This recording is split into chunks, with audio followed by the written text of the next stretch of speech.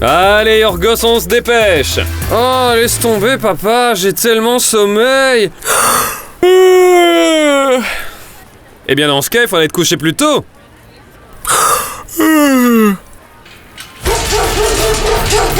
Oh, il m'a fait peur, ce chien. Ah, stupide animal. Tu nous as fait peur, tu sais. Mais c'est quoi son problème à ce chien? Et pourquoi il fait autant de bruit en plus? Ah, c'est un chien de garde. Il pense qu'en agissant ainsi, eh bien, il protège la maison des intrus. Mais on n'a même pas essayé d'entrer chez lui. Ah, peu importe. Il ne sait pas si on va entrer ou pas. Il fait son boulot, c'est tout. Eh ben moi, je trouve qu'il fait son boulot un peu trop bien. Il se prend trop au sérieux, ce chien. Eh bien, je ne sais pas si c'est un bon chien de garde, mais en tout cas, c'est un très bon réveil. Je suis persuadé qu'il a réveillé les voisins. Et puis toi aussi, par la même occasion, il t'a réveillé, on dirait. Hein, t'es trop drôle.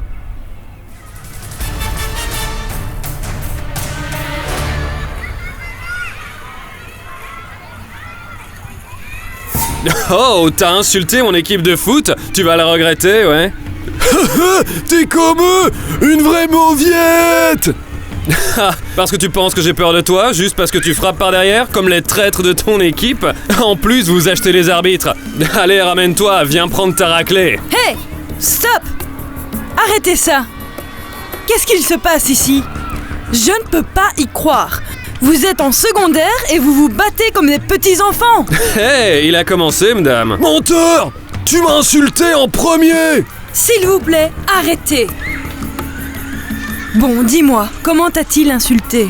Oh, eh bien, il ne m'a pas insulté directement, mais il a insulté mon équipe et c'est pareil.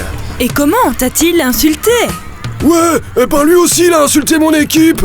Donc, si je vous ai bien compris, vous vous êtes disputé à cause de votre équipe et non pour vous. Ouais, et s'il recommence, eh ben il va le regretter! Allez, ouais. allez, viens ici toi! Tu vas voir! Tiens, allez! Mais Voilà ouais, chez tu me moi, fais vous autres, peur. je vais me le faire! Lâchez-le, Allez, allez! Et ton équipe c'est nul! La Et je vais tienne est retirer nulle. mon t-shirt, je vais te défoncer, tu vas voir! Non, ça. merci, on n'est Allez, pas à vas-y, la viens! plage. Viens! Tiens! Attends, je vais chercher du Lâchez-moi! popcorn. Tiens! C'est mieux Allez! qu'au cinéma, Il va voir ici. ce qu'il va voir celui-là! Ouais, c'est ça. Donc, je crois que beaucoup d'entre vous étaient présents. Il n'est certainement pas rare que les gens se disputent, surtout s'ils considèrent que quelque chose qui leur appartient est menacé. Oui, madame.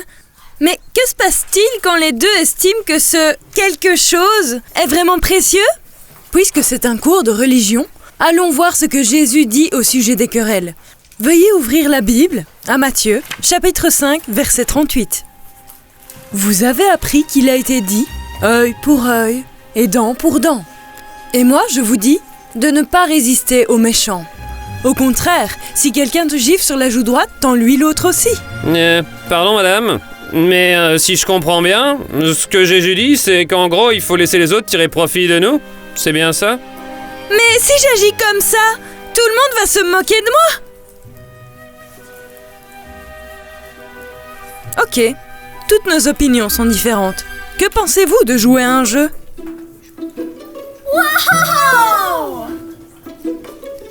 Excellent. Chacun de vous donnera une tape sur le bras, l'épaule ou le dos de la personne assise à vos côtés. Faisons-le tour à tour. L'un après l'autre, comme des dominos. Attention, ne tapez pas trop fort, ok? Je commence d'abord.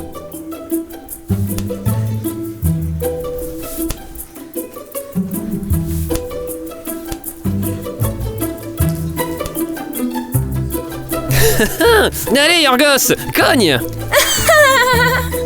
Hé, qu'est-ce que t'attends? Lève-toi et frappe! Non, j'ai pas envie. Non mais allez, t'as pas compris ou quoi? C'est comme ça que le jeu marche. Je t'ai déjà dit non. Je ne veux frapper personne. Madame, dites quelque chose! Il fait rien que gâcher le jeu! Yorgos, tu ne veux pas continuer le jeu? Non, madame, je me sens pas à l'aise. Alors nous nous arrêtons.